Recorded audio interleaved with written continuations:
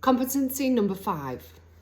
Did the trainer ensure that the pupil fully understood how the responsibility for risk would be shared? Another juicy little competency there, topping the list on risk management, made it to number 1 on that, 5 in your competencies overall. So let's have a little look at why we consider risk management was second over lesson planning. And if you think about it and look deeply into the lesson planning competencies that we've looked at, the 4 above this one, you will already know that a risk assessment has actually already occurred, because if we've planned or we're hoping to continue or at least start the lesson with an area matched to that person's experience and ability, and also structure the lesson, agree a lesson structure in line with their experience ability, we've already made a risk assessment before the wheels of the car start moving. So this competency to me relies heavily on another conversation or a conversation that's part of the beginning, the pre-brief, also during and maybe partway through as well, that we need to have a conversation on, and the trainer initiating that conversation to make sure that the pupil fully understands how the responsibility of risk will be shared. So we are now sharing responsibility, but it's up to us with our experience to know how much responsibility that learner can cope with. That is not up to them to tell you or to say, actually, I'll have a go on my own, if you know they're clearly not capable. And that's the key here, really. So for a partly trained pupil, we'll give you some examples. Partly trained pupil, we would maybe say, so we've been working on the MSPSL routine. What part of that do you think you could do on your own? Would you be happy with your mirrors and signal? Most trainers, if you've been doing your job, most learners will be able to cope with that from quite early on, mirrors and signal. And then if you're all right with me giving you some prompts on the position, speed and gear and look, usually that's acceptable. It may be, actually, I can do mirror signal positions. Okay, so I'll help you with the gear and the speed on the approach and the looking.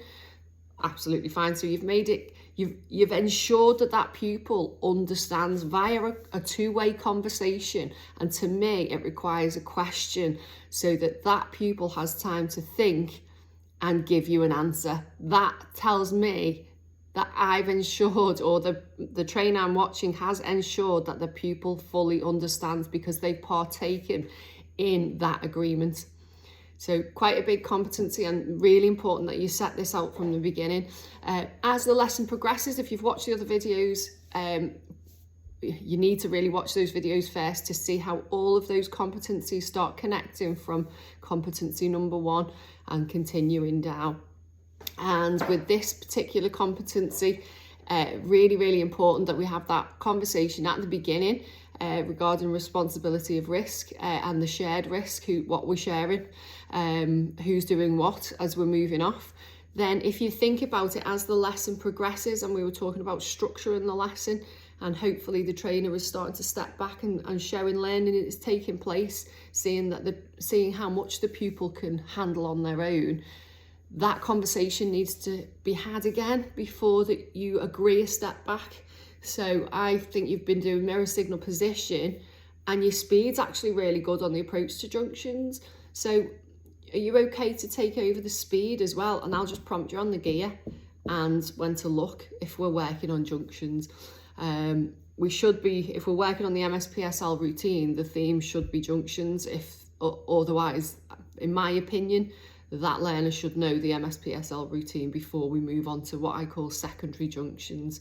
And then as we step back again, if you're going to challenge them, can you have a little go at this junction, maybe the last 15 minutes of the lesson? Just pull over. You can pull over, by the way, and this is what I keep hearing is, oh no, you're not allowed to stop the car. You're not allowed to stop the car.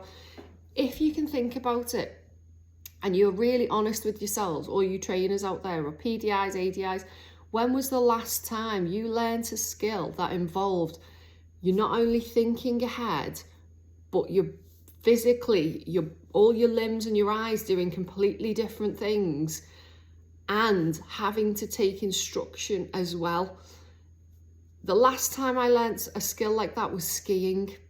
And if I had to keep those skis moving for 45 minutes, I would have been in deep, deep trouble. So trust me, you can stop the car, and it doesn't mean you have to be stopped for a long, long time. This test is kind of, it has the feel with all these competencies, even up to, we're only up to competency number 5, but it has the feel of this lesson needs to keep going to different areas geographically, but also the lesson structure should be agreed.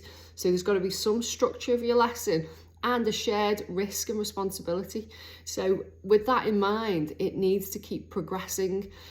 So that conversation needs to be had. Now, if you're asking a learner in the early stages whether they can take control of the mirror signal or position when they're trying to think of the road ahead and trying to not look down at the gear stick and all the other things that go on in your mind when you're learning a new skill, that to me is completely wrong and goes against their learning process. So my thought would be, if it is a lesson, if you're doing an hour lesson, you need to pause at least a couple of times. And I would say even during the 45-minute test, some people do 50-minute lessons.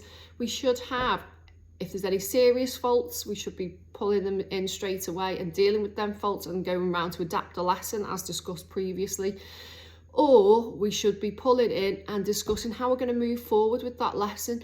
Is it okay now if you take charge of a little bit more and I'll do a little bit less? Are you okay with that? What are you happy to take charge of? I keep forgetting my gear. Okay, so if we continue and I ask you to turn right at that roundabout third exit, talk me through it before we go. What have you forgotten as you talk me through? Oh, the gears, yes. So I'll prompt you on the gears and get you to look a little bit early and keep your chin up.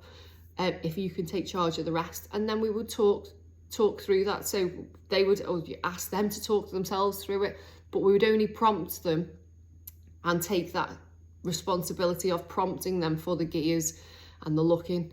I know it sounds very complicated.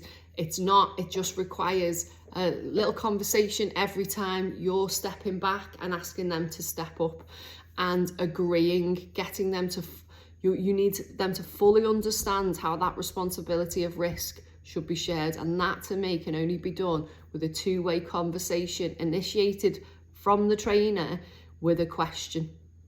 Hope this helps.